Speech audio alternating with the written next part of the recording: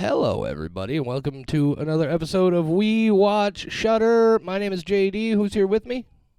It's Michelle, and I'm trying not to yawn. And she's right out the gate. That's all right. I'm gonna be I'm doing some trying not yawning too. to. It's been a long ass day, but I'm still as energetic as I can possibly be. If this is your first time tuning into We Watch Shudder, thank you for checking out the show.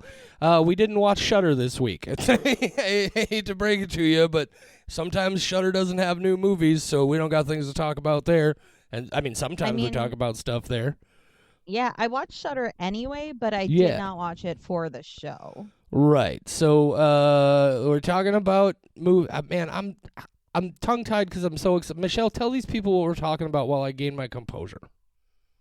So JD watched a movie starting in 2024. So in January, he watched a movie and he decided, even though our top movies of 2023 episode had come out, that retroactively he was probably going to put this movie on his best of 2023 list. And that movie is Where the Devil Roams, a Tubi original, which is how it finally came across my radar. I had an awareness that it existed, but somehow I just the fact that it had been released eluded me.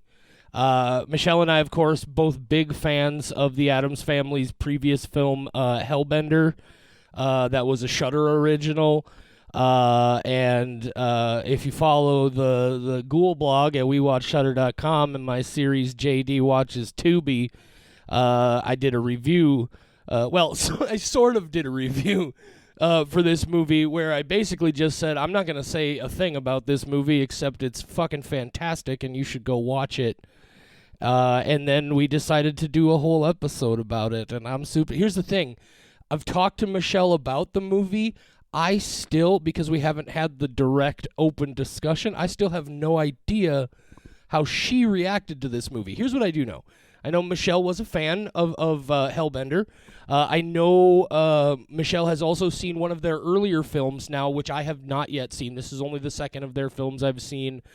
I believe it's called The Deeper You Dig. yes. And you were positive on that film as well, yeah? Yes. Yep. They have a very distinct style that I Yes, saw they do. in Hellbender, The Deeper You Dig, and now also Where the Devil Roams. So it's very clear when you're watching, you're like, oh, okay, this was made by them. I see it. Michelle, tell It's these... very much in that same vein. If people aren't familiar with the Addams Family, fill them in a little bit here on what the story is. That's just Addams with one D, by the way. We're not talking about Gomez and Morticia and all those folks. Yeah. Yeah, so the Addams Family is a family, and most of them have the last name Addams, and they like to make movies and music together. They do have a band, which I have forgotten the name of, but I know you know, JD. The name of the band is also Hellbender. And Okay, then, I thought and that then was each correct. each E in the name is replaced with a number 6. So it's Hellbender, but there's also like the logo has it's pretty cool.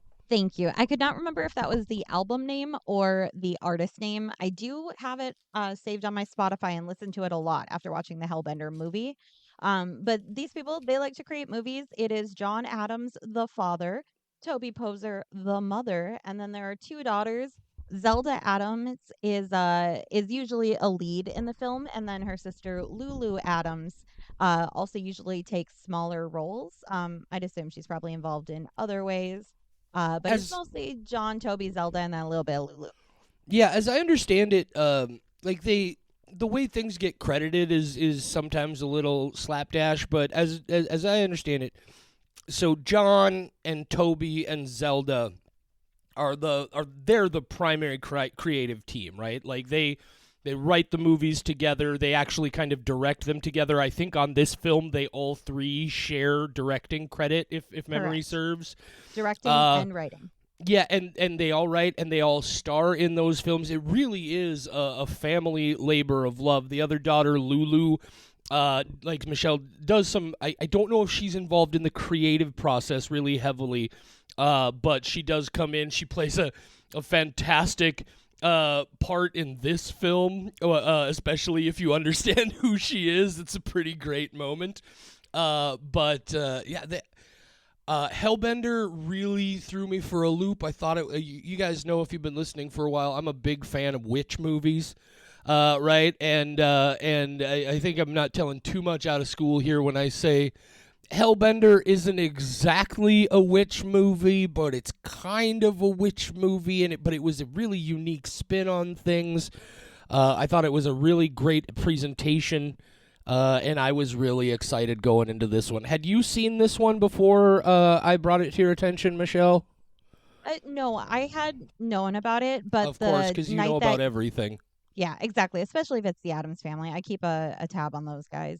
But I think the same day that you said you were gonna watch it, I went, oh, this would be a good day for me to watch it too, because it had just come out like couple days or a week prior or something. So I was like, oh yeah, I've got that on my radar. So we wound up watching it for the first time on the same day, and you told me how you felt, and I have been completely Sure. quiet because I knew you were going to want to do a blog or an episode about it. I Yeah. do want to say, you say you're a fan of witch movies, and yet you refuse to watch Dead Hot Season of the Witch starring Vanessa Hudgens, which is also a Tubi original and could go on your blog of JD Watches Tubi. It's I'm not a just witch saying, movie.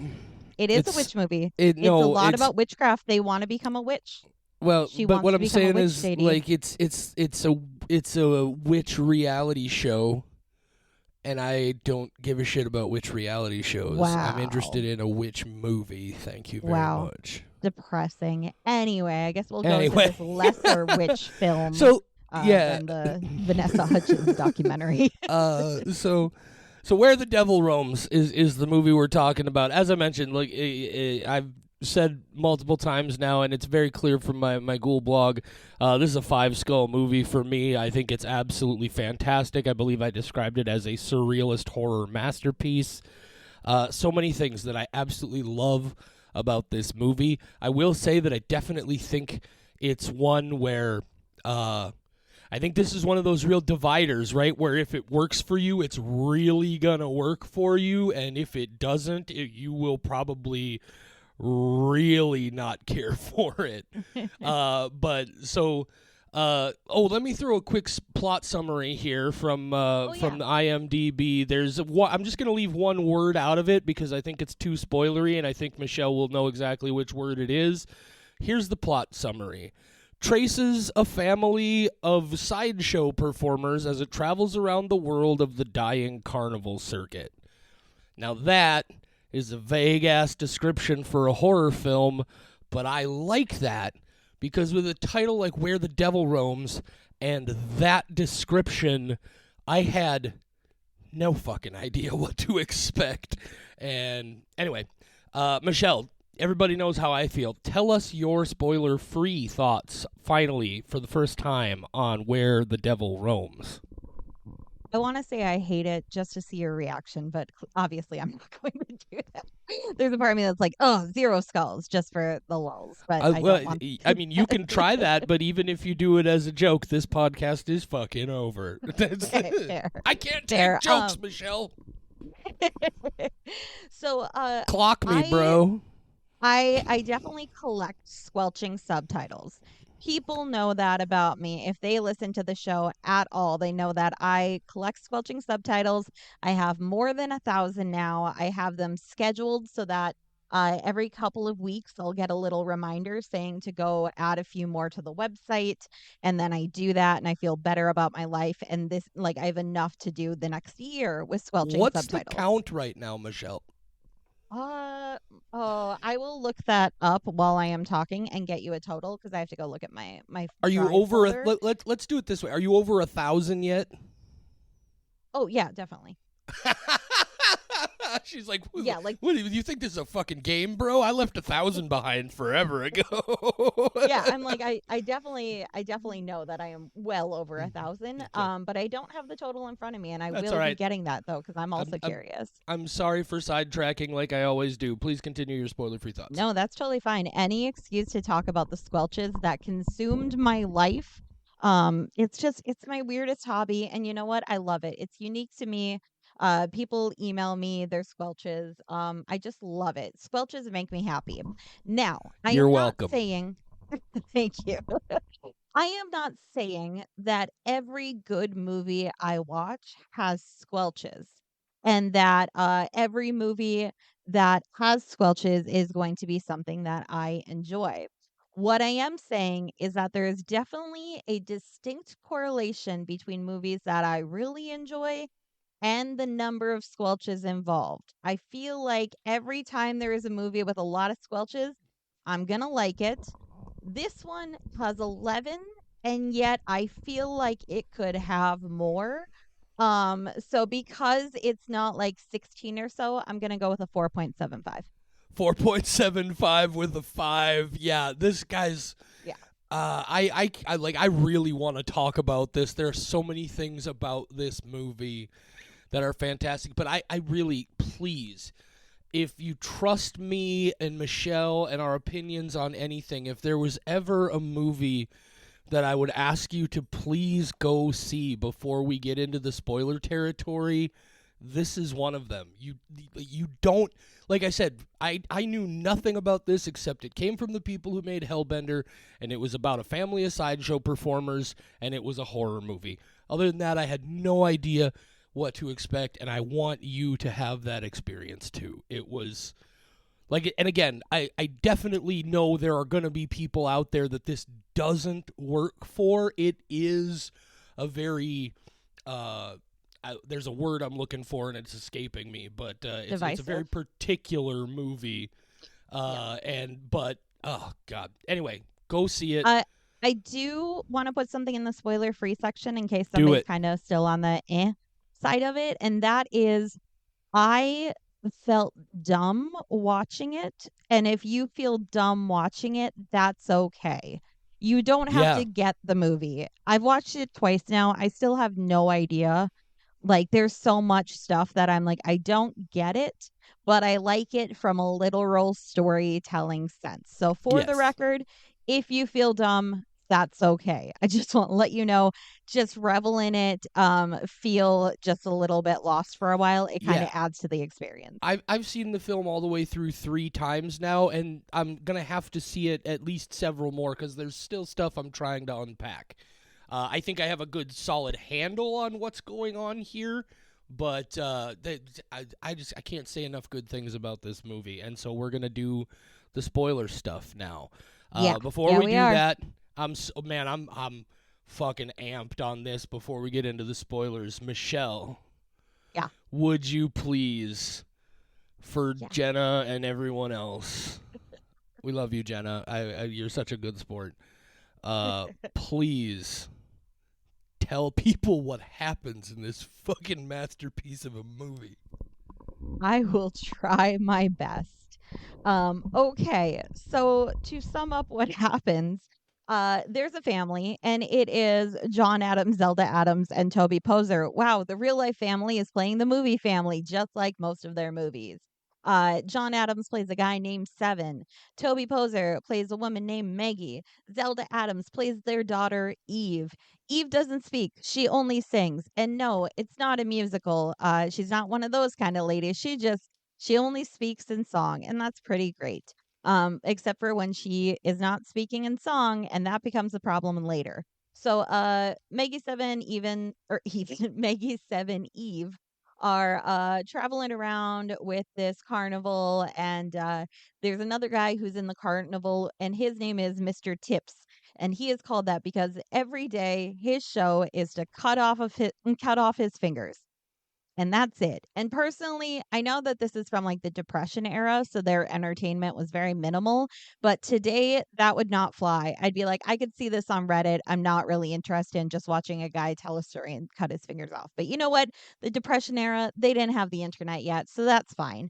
So Eve, she goes to talk to Mr. Tips, except she doesn't talk. It's basically him. It's kind of like this podcast where sometimes JD just talks and I'm present. um Not wrong, but fucking ouch. Rub it I in a am the little bit, Eve. Michelle. I'm the Eve, and you are the Mr. Tips. So she finds out that Mr. Tips made a deal with the devil, and yada yada yada. He only cuts off what he knows that he can grow back, or sew back, or repair, or whatever his phrasing for that is. And then some stuff happens, and eventually, Maggie, she likes to kill. She's a huge fan of that. So she just keeps killing all the people who seem a little too privileged because there's a guy who sells the farm that the carnival was on. And then she's like, man, fuck rich people, eat the rich, fuck the 1%, Taylor Swift in her jet, what the fuck? And so Maggie just starts like killing people.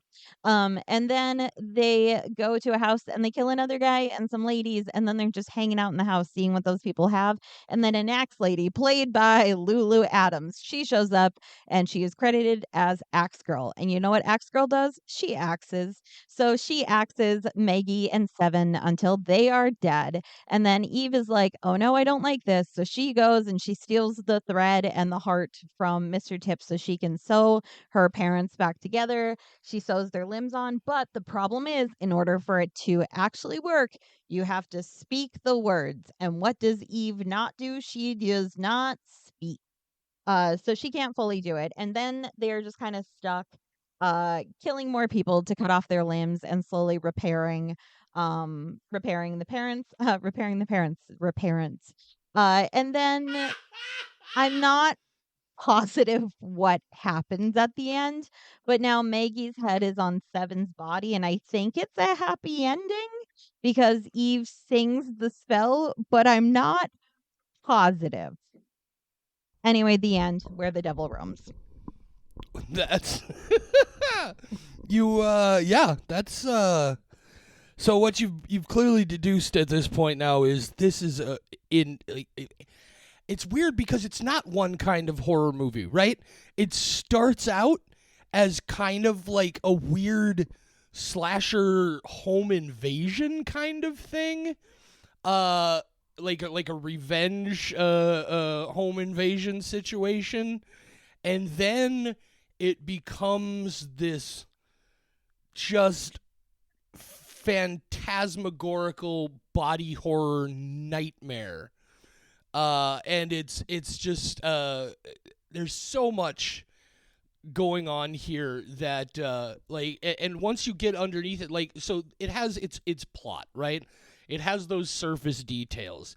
I don't think this movie is really metaphorical in a lot of ways, but it definitely has some themes.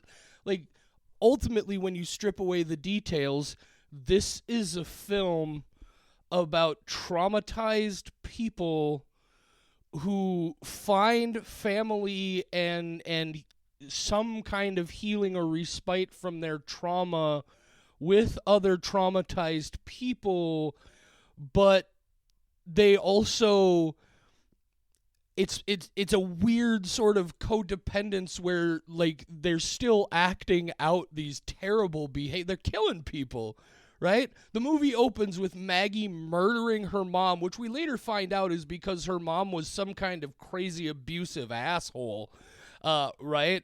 And so now she's also grown into an adult who's just like, because she does all the killing. Everybody else is there, but she does all the killing, and Eve takes the photographs. And then Seven was a doctor in the war, and he was trying to heal, like save this guy's arms, or cut off the dude. There's a lot of cutting off body parts in this movie, a lot. And so great effects with how they do it. Fabulous. Oh, Well, man. the practical Yes. effects all the way. There is a little bit of CG in this. It's a couple of small things. I think the tank in the woods is a CG effect, and when the house There's little spurts of blood. It's very minimal, though. when the one that really stands out is, to me, was when the house explodes. The flames are pretty obvious, but I just couldn't possibly give a fuck because it's so good. Yep. But his trauma is that, I mean, first of all, he's a traumatized war veteran. He's got wartime PTSD, and his big trauma is finally to save himself from, he's in this tight spot where there's this other dude who's injured and won't shut up, but the bad guys are trying to find him, and so he ends up murdering this guy to prevent the bad guys from finding them. He's saws this dude's head off with a surgical saw, and his face is splattered in blood, and now we understand why every time he sees blood in his real life, he's traumatized and he faints. right? But we don't know that. All we know is for some fucking reason, they blindfold this guy every time they kill somebody. Because every time he sees blood, he freaks. The way this movie is structured and reveals its secrets to you so you understand those things is so great. There's a moment in the middle of this where Maggie says to Seven that she thinks it's time for Eve to meet her brother and sister, and they just never mention it again. It's there, and so like and I think the idea is that Eve is Maggie and Seven's child, but the other two children are Seven's from a previous marriage. Yeah, but that's what I got from it too. It's just so layered, and everything is, you don't understand what's going on until they tell you, but once you understand, you see how the layers built to it. It's so, and then it just goes off the fucking chain. It's this beautiful, like, classic old school horror reveal where the whole movie is pushing forward towards this one gigantic climactic moment. And that, I think, is the crowning thing of it, because like you said, it's like, is it happy? And it's like, yes, from an outside perspective, it's horrifying. And it's just like, what the fuck? But from inside, like, these are three people who have nothing but each other, right? And they are willing to do anything, no matter how vile and repulsive it is, to keep what little they have. And I think that does say, like, it's very reflective of a lot of people who have experienced severe trauma and the types of bonds they form and the behaviors they carry out. Wow. Okay. Is that the kind of stuff that you weren't sure about, Michelle? Or did you catch all of that when you were watching the movie? I caught basically all of that. Yeah. I did expect this to be kind of like Mad God, which is one of my favorite episodes that we've done. It's back before I think I was even using a microphone. I was still using my gaming headset. But Mad God came out when we were just a couple months into the podcast, and your analysis of it blew me away. I think it's how we first saw a spike in listeners was that episode was a that landmark for us. And it like, I can only say such great things about it because it's such a phenomenal. It just, like, this is next level filmmaking to me. Like, this is as great as, like, this is on the same level as Ari Aster films or Rose Glass's Saint Maud. Like, this is that level of fucking fantastic filmmaking. The entire Wait, don't continue. I want to finish complimenting you, if I may. Please do. Or I was trying. One another. I'm not good at being complimented. I know, but I was gonna say, like, the Mad God one is one of my favorite episodes because you blew my mind, and then we were getting messages from people being like, "Oh my God, JD understood so much more." So while watching this the first time, I told you, like, I have to go back and rewatch it when I can focus, and you're like, "No, you should be watching it fully," and I'm like, "I am." But like my mind keeps wandering. Like I'm having the hardest time figuring out what I'm looking at. The second time was a little bit easier, but I think this movie will be such a huge hit with people who are very smart about movies. And I think that you are very smart about movies. And like we all, like, I don't think somebody's like just generally intelligent. Sometimes they are. They're just smart about a lot of different subjects, but we all have our niches of our thing. Mine is squelches. I do. But you know movies. Yeah. I'm trying to recognize my positive. Like, I used to be a very self-deprecating kind of person, and I still am to a certain extent. But I am trying to be more acknowledging of my own strengths, and I'm not always good at it. But let me tell you, the reason I feel so disconnected from movies where I don't understand what they're trying to tell me is because I do feel like I'm pretty good at understanding what you're trying to tell me.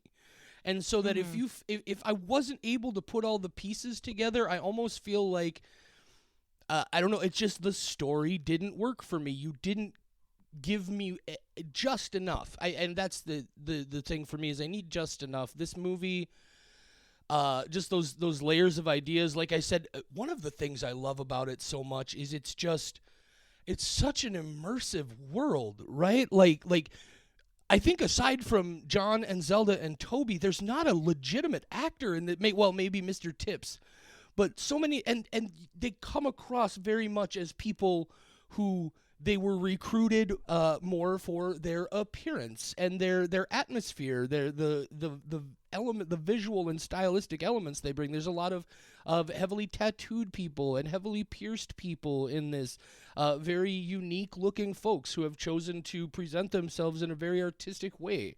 But and even the ones who aren't, like, you got the people who are, and like they do this clown act so much that they don't even bother to take their fucking clown makeup off when they're done, right? And you got these two dudes who are like a musical act called the Swingin' Boys, and they're just walking around with like potato sacks on their heads and hangman's nooses around their necks. It's such a fully developed and immersive and realized world that I just thought was so incredibly effective. Yeah. Uh, Speaking of the uniqueness of the people in this movie, I have terrible, terrible face blindness. I get people mixed up all the time. It happens in real life. I just have no concept of what people look like.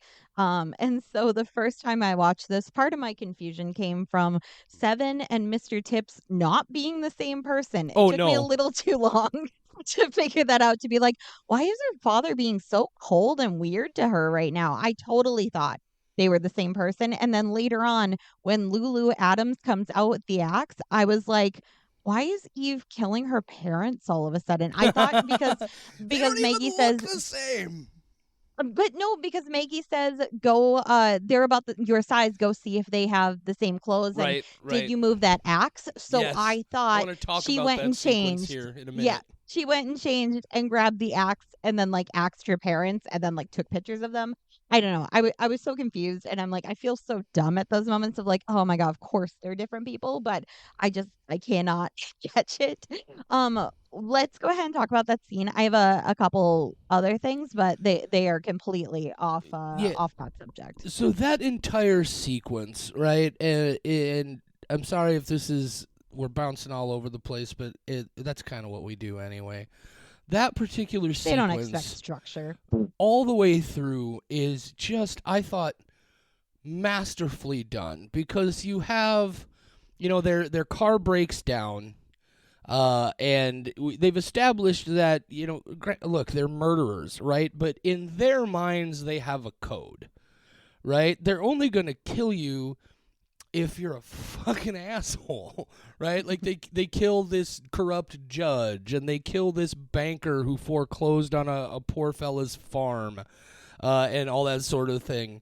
Reminded me of those groups that I forget what they were called, but it used to happen in the Depression era when banks would try and foreclose on farms. And they'd have these penny auctions where all these really wealthy people would show up, and all the other local farmers would get together, and they'd come around and basically, with threats of violence, make sure they purchased these farms back from the bank for pennies on the dollar and just gave them back to the owners. They literally went to these people and said, yeah, you can bid on the auction today and buy this farm, but we're going to beat you to death if you do that. And anyway, so they have their own code, and so they go to this house. All they want to do is get a snippet of this guy's garden hose so that they can fix their car and be on their way. And this guy is a complete prick about it, and they just decide, well, man, we gave you a chance. And then the next thing you see is, and what I love is there's that exchange at the door, and the entire time, because this is a scene where they murder several people. They murder this guy, three people, and you never see them actually murder them, which is odd because you see quite a bit in this movie. But in that exchange at the front door, just quietly in the background, between them is an axe driven into a tree stump. It's just there, sort of blurry out of focus in the background. And then we come into the scene when everybody's dead, and this dude's head is just fucking caved in, right? You don't know what happened to it. They didn't show you. But if you were paying attention, you already immediately start to assume that axe might have had something to do with it. And then they never tell you specifically, just at the end of that part of the scene, Maggie's like, "Hey, Eve, what'd you do with that axe?" And they just put the idea, you think what they're telling you is, oh yeah, she used that axe to kill them. But what she's doing is telling you that axe is missing. And when Lulu, first of all, I love just the subtext of Lulu coming out and she's their real life daughter and she murders her fucking parents, and that's the only reason that's the only thing she does in this entire movie is she comes out of a closet with an axe and hacks her dad and her mom to pieces, and then she gets stabbed in the neck with a piece of broken glass and she's dead. But the way that sequence built to that violent moment and told you everything you need to know, and in a moment of restraint in this movie that has already gone to some, I just thought that was such an incredible balance where they came to you and said, okay, by the way, we can do this too, right? We've been doing this kind of splattery stuff along the way, but we can turn it around and do this. That might be my favorite sequence in the entire film. I just thought it was beautiful filmmaking. This does give us the opportunity to talk about just how fucking good the writing and the characters themselves are developed. I Right. feel like Zelda, Toby, and John kind of play the same character each time, but I don't mean that in a bad way. They're Right. not gigantic actors. They're not in a million movies and we're seeing them and it's oversaturated. Like Eve could be Izzy from Hellbender and Toby could be Mother from Hellbender, Right. aka Maggie in this one. Like Mm-hmm. they are the same exact people, but I love those people, and the way that they have figured out how to write dialogue for those people is perfect. This has so many darkly comedic moments. I had to write down the two that really got me. One of them is that Maggie keeps asking if they can go back and turn around because somebody was mean to her and she wants to go murder them, which I relate to. And John, his seven says, Maggie, how about I make us a nice fire and you make us something to eat? And very begrudgingly, she says, I got a potato, I got an onion, and I got them apples. I bet those apples would be real nice in the soup. And it's just so Can't funny even the way taste the that rot. she's exactly. It's so good. And then the other one that like is just so fucking funny and it's so dark is that she murders the Norwegian guy and Seven's sitting there with his eyes Yes. covered because he can't stand blood and he's like, Maggie, what did you do? And she says, Germans, after what they done to you. And he says, he was Norwegian. And she says, is that a kind of German? She And says, he it's close. And she says says, I ain't ignorant. And it's so funny. So not only are it's these like such great, like it's a solid story in all the movies that they right. do. It's just this great, very unique story every time. I haven't seen something like this before. And then the dialogue has so many great undertones, not even with Mhm. just comedy, but they'll say those little things like that axe is so subtle and yet it's perfect. Every line has a purpose. These scripts are Right. great. Yes, and not just the scripts, but the way, especially the way Toby as Maggie delivers her lines here, Oh and yeah. that's one of the elements that I think is going to be something that some people won't be able to get beyond, but it's this very arch, very over the top dramatic, very theatrical sort of reciting of these lines.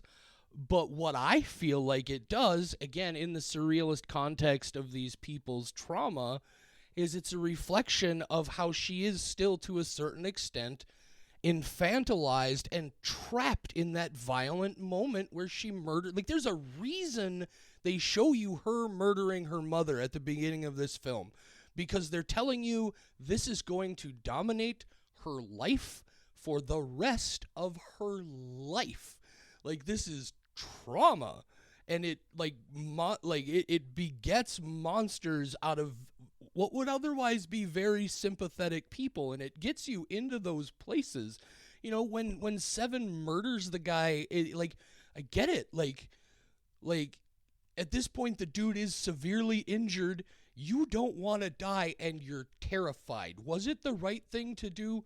Who fucking knows? I'm just glad I've never had to be in that position, right? And I love how layered that is. I love how they give you everything you need to know about these people without spoon feeding it to you.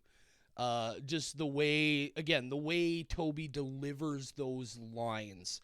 Like Zelda has one of you mentioned this when we were watching the movie the first time. You sent me. It's not even like a like. Don't get me. It's weird to talk about it. I'm not saying she's not I can say attractive. the thing if you want me to, if it makes you less. No. It's Mhm. she has one of those faces that is just fucking captivating and so Yep. goddamn expressive. And Michelle, I think it was when Tips points out that she doesn't speak when it finally dawned on me that she doesn't speak.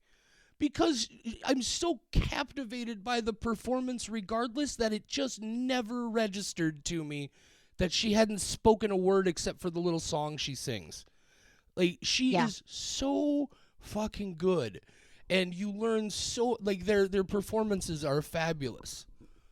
Yeah. It's so good. I had messaged you and said, like, I mean, she's obviously conventionally attractive, but she's captivating in this other way where she doesn't need words. This is my third movie seeing her, and I just can't get enough. I don't know what she's doing. I'm like, there's something subtle she's doing that, especially this one where there's no dialogue. I still know exactly how she feels. She's so good at changing it just the tiniest little bit. And I cannot get enough of whatever she winds up doing. I have to see everything. I absolutely adore Zelda Adams. I There think she's fantastic. there are probably my favorite moments in this there are little itty bitty moments where she almost smiles. Mhm. Almost. Like you can tell she's just doing everything she can to hold this back. And it's so incredibly well done. Like it's one of the most expressive faces I have ever seen in my life, and she knows how to use it, and it's incredible. What an incredible talent and skill to possess. Even not just incredible script and performance though, the production of this film for people clearly working on shoestring independent budgets in exchange for having the creative freedom they have. Again, there are some of the big effects when the house blows up and starts on fire. Definitely looks a little, it looks a little wonky. But most again practical effects and makeup that I thought was just really really effective, really impressive use. The production value in this film is like this feels like what you might expect a traveling vaudeville sideshow to have been like, a little bit more aggressive on the violence, and that's sort of more of a like a French Grand Guignol kind of element to it.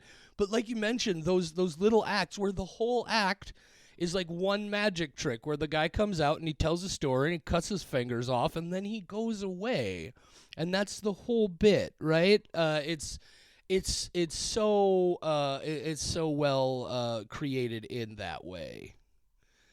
Just the I production value, the cinematography is incredible. I'm going to talk about it in a minute. I want to give you a chance to speak about just anything at all. Go ahead. Right, sounds good. I was gonna say, don't get into the cinematography yet. That's something I actually have an opinion on. Just wait. Talk about it. You go ahead. I'll get my stuff in later. Absolutely. Yeah, I was like, I knew you were gonna have way more to say about this, and I just have like some bullet points. I'm like, sweet. I just need to make sure we cross off the list. So The camera work. This is, I mean, at least the third movie that I've seen these people do together. I'm sure there's been way more, but it's just the third one that I know as an Addams Family film, and they have figured out how to frame a shot. One of my favorite shots is actually during your favorite scene where Maggie stabs Axe Girl in the throat with a shard of the mirror, I believe, broke, and when it reflects, you see her stabbed in the neck, and it's reflecting back Maggie's horrified face, and that is just perfectly done. Yeah, it's It's gorgeous. beautiful. It's beautiful. Everything that they do. Just a little bit before that, Seven is sitting on the bed, and you're not just watching him on the bed. You're watching from the perspective of a mirror that's perfectly centered on the wall and reflecting back his silhouette. It's all these little things. Same scene. I keep trying to call her Toby. Maggie is in the hallway, and it's just a perfect shot from the side, and the door opens, and you're like, is there going to be somebody behind the door when she closes? We're starting to feel kind of antsy about it, and she closes and just goes on her way. It's so perfectly framed, every single shot. One of the things that I love the most visually about this movie is how it loses saturation and becomes older Yes! as the movie goes Yes! on. I didn't Yes! notice it the first time, and then this time I was like, I am pretty sure I have not been watching this movie with these little flicks the whole time, and that we have been in color at some point, but Yeah, I didn't see when it changed. It just subtly does it. one of the biggest shifts with the color saturation and everything is right after uh Tips confronts Eve, and she has that incredible moment where she just puts the scissors right up under his chin and just kind of pushes him away in just the most frankly terrifyingly calm moment. Like, what a fucking I'd go on all day about that face. Anyway, but right after that, and it happened, it like it goes quick, right? not Yep. only not That only was do when they I noticed it not only do finally. they bleed the color out until it's basically black and white, they gradually bring like an old school silent movie iris in around the image, so you have the shadowy corners. They slowly bleed in more like scratches and flicks to give it more of an older film grain, and it ends up with almost the same look that we had in that opening sequence where the dude with the missing legs is reading the poem, right? Which really only serves as almost a nod to the vaudeville theme of the story, right? Like they're setting up the story, but other than that, it's very much a prologue and doesn't connect with the rest of the movie at all, and just gets us into that heads. But yeah, the way it shifts out like that, I think it says so much about how, like it parallels the rot, right? Like that sort of thing.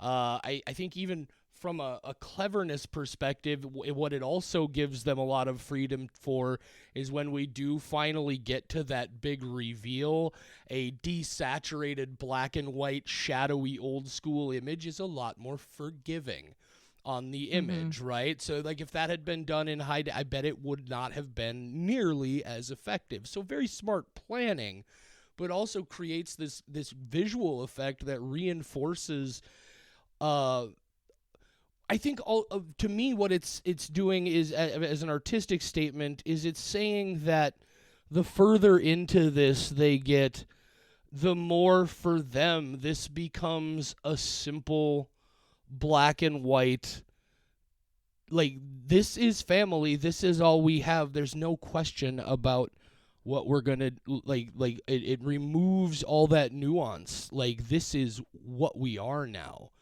And I at least that's the value or the element that I took from it. And again, also just a very smart way to bring some protection to your effects and such. I thought that was so great. I am so glad you had a theory as to why it happened, because I Yeah. recognized that it happened and had no clue why. Speaking of no clue why was Maggie's head on a man's body? You're gonna have to explain it to me. I don't get it. Okay, so she so when they initially got killed, she sewed their bodies back together, and they healed up sort of, and were able to keep going. But she doesn't have she can't make the spell, so they continue to rot and so on.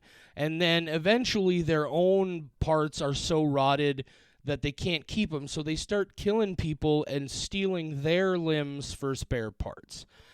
Yep. And ultimately, what I think happened is they're ultimately saying here is that because of how much, because you'll remember that when Axe Girl kills them, she hacks the fuck out of Maggie, right? Like she only gets Mm-hmm. seven once or twice, but she gets him good in the head. And so that's Mm-hmm. where obviously his zombifying elements come in a lot of ways. But and so not only is she putting Maggie's hand and stuff and her leg back on, she's also gradually sewing up all of these other wounds in her body, and her body is just slowly rotting and falling apart. And also, again, Seven's head is like that's his it's been destroyed, right? That's where he's slowly rotting apart because that's the so what do we do to save them? We take her head off her destroyed body and put it on take his destroyed head and put her head on his body, and she knows the spell now because Mm-hmm. Seven heard it because Mr. Tips said it to him because he figured there's no way that's his dying words, right? And all that matters is that it's sounded, right? It doesn't matter if you speak it or sing it, they have to hear it. And Mm-hmm. so that's why there's so much that happens in that last scene, right? There's that perspective shot where it's now it's gone completely grainified and weird, and you see somebody, and I'm just like I was like, which one is it? Which one? It never fucking occurred to me what I was about to see until I saw it. And so you see it, and you see the reactions of people as it walks by and it turns to look at them. They turn to look at them. I don't even know what the pronouns would be at this point.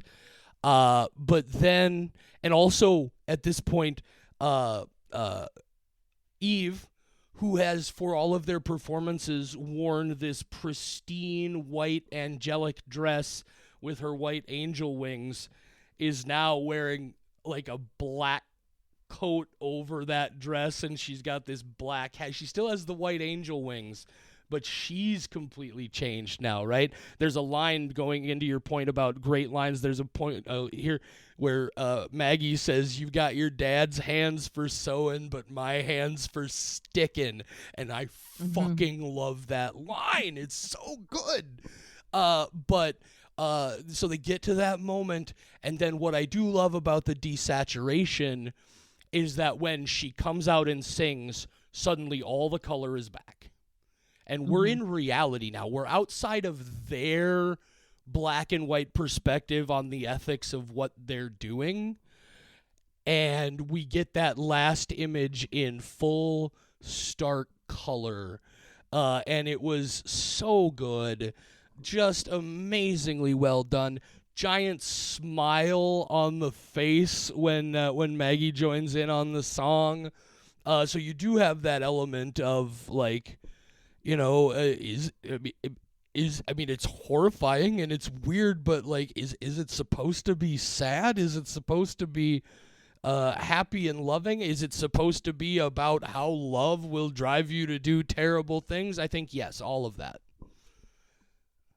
I understood part of the ending, and I'm glad that you confirmed the parts that I did understand, which was she was singing, so she was using the spell correctly.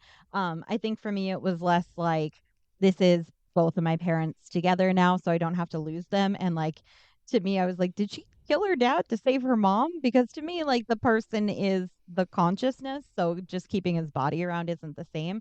Which we could get into a whole thing about that, but I Right. think that's why that message got lost on me because I was like, why did you kill your dad out of I nowhere? and But now again, I get it. I yeah, get she it. didn't Yeah. kill him. Is like his head was the wounded part, so that was the Yep. part that eventually had to go.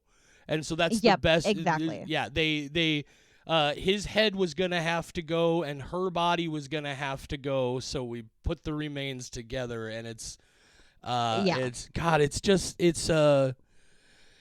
the goddamn movie functions on so many levels. And like I said, I've seen it 3 times now, and I still can't stop thinking about it. Just sitting here talking about it, I've already had so many more thoughts about it than I ever had to begin with. And it's just, what a fucking, I cannot wait to see what they do next. And I need to get off my ass. This is the one thing that I'm kicking myself for by adding a weekly blog column onto our weekly, sometimes more than weekly podcast. Is a lot of my viewing time is taken up with that sort of thing. I got a whole archive of shit that I just really want to see that I haven't been able to get to yet. So I'm going to have to find a way to make those their earlier films a priority. But look, I rant and rave and go on all day, and clearly I already have. Do you? I hope I at least gave Michelle some reasonable time to talk about things. This is the thing that I've become not very done yet, self-conscious so you of. can't do our And Michelle, sign-off. oh, I'm not. No, I'm not wrapping up. I'm just. Okay. I was like, wait. No. But I just. Go ahead, Michelle. I don't even know. Okay. I do need you to watch this movie a 4th time and then do an actual blog analysis of it. So Oh God. I'm looking forward to that. I'm sure it'll come in the future. I don't Maybe do not this. anytime soon. I don't typically do this analysis really well in text form. Like, I definitely get a lot more. I have a lot of insights in this format where we're just sitting here talking about it and things form themselves. But we'll see what I can do. Maybe I'll put something together. Awesome. I honestly think most of my thoughts about it have been gotten out in this podcast. I think I don't know that there's any other insights I've got left to provide. I know there's still plenty about it that I'm trying to decompress myself, and I will see it more times. But I'm sure you're going to come up with more on the next viewing, because I think this is one that every time you'll see it, you'll be like, oh, there's a little thing I missed. One thing I've that already I thought love, of one that I'm going to talk about when you're done, but please take all the time you want. I was just going to say my last point is the way that the Addams Family does their films. It's a very specific style, and it's a very specific gritty indie style that I feel like I want these people to be millionaires and have tons of money and do the projects however they want. I don't want them to ever lose this grittiness, because it doesn't take away from the film. There's a lot of indie stuff where it's like, this feels like you couldn't afford to do this thing. It feels like your camera was a little outdated, and you can tell, and it doesn't add to it for whatever reason. It just makes these feel way more organic.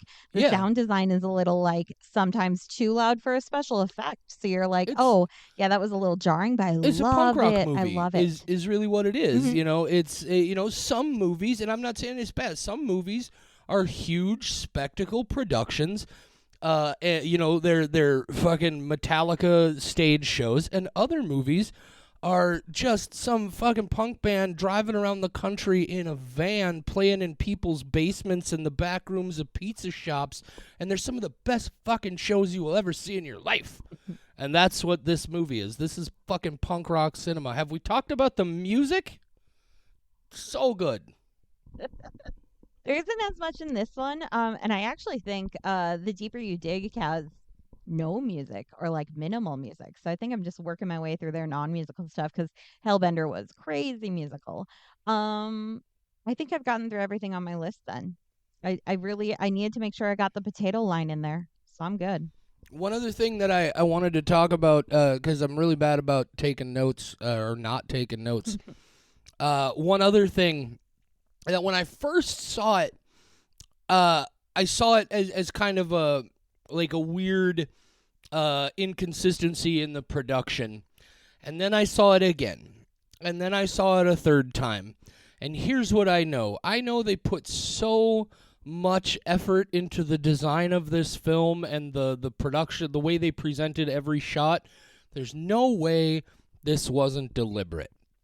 And I think it was to make you have a sense of unease. Here's what I'm talking about. In the axe scene that we talked about earlier, this is a level of it that I forgot to mention. this movie takes place in the vague past, right? 20s, 30s, post World War II or World War One, or maybe it was World War II. I'm not sure. Sort of that era, early 20th century, early to mid. And based on the helmet the guy was wearing, I'm pretty sure it was World War One. But anyway, Well, they talk about the Germans. So, yeah, yes. maybe World War II. Now that you mention it, or maybe it was World War II, deliberately yeah. vague. I don't know. They Yeah. do a lot of But the that, Germans, he was Norwegian. Is that yeah. kind of German? That's God is also that fucking andiron through that dude's neck was pretty fucking spectacular. There's a squelch there, and I got a really good one for the website. Nice. But they did a really good job of finding locations and things to be able to disguise that obviously we don't live in that time period. They go to several buildings. They're inside places. Things look more or less authentic. And here's what stood out to me. They get to the house where they end up axing the dude's head into just a cave. It looks like they didn't even hit him with the axe end, like they hit him with the blunt end and just caved his skull in. I don't know if you noticed, but as they're going around in that house, like this is an era where there was electricity, obviously, but did you happen to notice there were very modern light switches very clearly visible on the walls in that house? No, and now that you mention, I will take it back and say 0 skulls. I should have gone with my first instinct. No, and that's what How I'm saying. dare It's they? like the first time I saw it, but no, and that's what I'm saying, right? There's no way they didn't they did have obviously some digital budget. They did a few digital effects here, and covering up those light switches digitally, if I understand correctly, would be one of the easiest, cheapest fucking digital effects they could ever do. And they didn't do it. And I feel like the reason they didn't do it is to subconsciously create a sense in your brain that something is wrong in this environment. Something is off. Something is not right. And I don't know, maybe I'm giving them too much credit, but I just based on how much effort and thought is put into everything else, I have to believe that that was deliberate in some way, and I thought it added to that scene. One thing also that so many things to talk about. What did you think, Michelle? What was your favorite shot? Because there are so many of them. When they do the montage after the first murder, where they're going around killing people, and we're getting the newspaper headlines and stuff, there are so many great shots in this of Maggie killing people, right? Like, my favorite is that one where it's just this very old school, very 1930s silent film expressionist sort of thing, where she's walking up the stairs with that threshing, that handheld thresher thing in her hand, and there's just the colossal shadow blasted up on the wall behind her, and she's wearing that goofy hat, and it's like this Jack the Ripper shadow thing. So many fantastic shots of her in that sequence. Did you make special note of that? And if so, was there one that you loved the most? I'm so glad you reiterated the question because I forgot what you had asked me and then answered yourself because I was like, I have zoned out. The light switch thing, thanks. I do, I do hear. Hope that the Addams family, they listen to this and they're like, oh shit, we missed the light switches. Oh, he thinks it's a creative choice. Nice. And they just start telling people that. They're like, if anybody asks about the light switch, there's no way. like some editor somewhere would have gotten fired, except you figured out a way to save their ass. I didn't have anything in particular that the montage part caught my attention. I think for me that was just like a stylistic choice. I like it. Nothing really stuck so out. Cool. I know. I can tell you loved it. It was great. So much fun. I want to go to the Buffalo Horror Show, Michelle. I want to go get a potato, an onion, and some apples because I bet those would be real nice in the soup. It's one of my favorite parts because she goes from irate to happy about a potato, and I relate to that so much. That's another beautiful example of what I was talking about that sort of infantilized delivery, right? Like, she gets that huffy, like, bottom lip sticking out. She's like, I wanted to kill somebody. And he's like, because apparently the two things she likes most in the world is killing and cooking. So he's like, or caring for her family, I guess, ultimately. And he's like, hey, maybe we go make some dinner. And she just, like, lip out, just like, I do got a potato and an onion. Oh, and I got the, like, that, when they show you, she picks that rotten apple off the tree, and then just, like, if I remember correct, maybe I'm wrong. I am pretty sure she picked that rotten apple off the tree, turned it around to the unrotten side, and took a fucking bite out of it. Maybe there was an edit that I didn't notice, and maybe I'm just building it up to that in my head, but I'm pretty sure she ate a half rotten apple for that movie, and kudos to her. The Addams Family is listening to this and taking so many notes of, like, if anybody asks about the light switch and the apple, don't tell them it was an effect. Tell them that, yes, Toby took a bite of a rotten apple and it was hardcore. Well, if it was an effect, it was fucking effective. Hey, an effective effect. See Good, what I like the did most there? effective I'm thing. clever I with did. words. Yeah, I'm not. Michelle, I think I'm out of words. I am terrified of what this waveform is going to look like. See, this is what happens after we're done recording these episodes, because I've become very self-conscious about it, and Michelle reassures me that it's really not a big deal. She just likes to make fun of me about it. But I'm going to stop this episode, and I'm going to zoom out and look at the full waveform before I get everything. And I'm just, because it was split into two different recordings for me and Michelle, and then we put it together. And I'm going to look at it, and I'm going to be like, this is a 62-minute episode, and it looks like I spoke for 52 of those 62 minutes, and I'm going to feel real shitty about it, but... No, you tend to say something and then rant about it for a while, and I say the thing and say what I meant to say in 4 sentences. So we make, like, the same amount of points, but I just do mine in a more succinct manner. Well, Yours is a very colorful, artistic way of stating things. It's fucking verbose and bloated and inefficient and ridiculous. But I appreciate if you're out you there humoring me. and would like to reassure JD that it's okay that he talks a lot on a podcast where the whole thing is that we have to talk a lot. If you could give him some reassurance, because he does stress about it. Yeah, well, I'm trying to be better, but I do a lot. I said do. I've started to become more conscious of how much I interrupt people, and it's hard when you're 43 and trying to be a real person for the first time.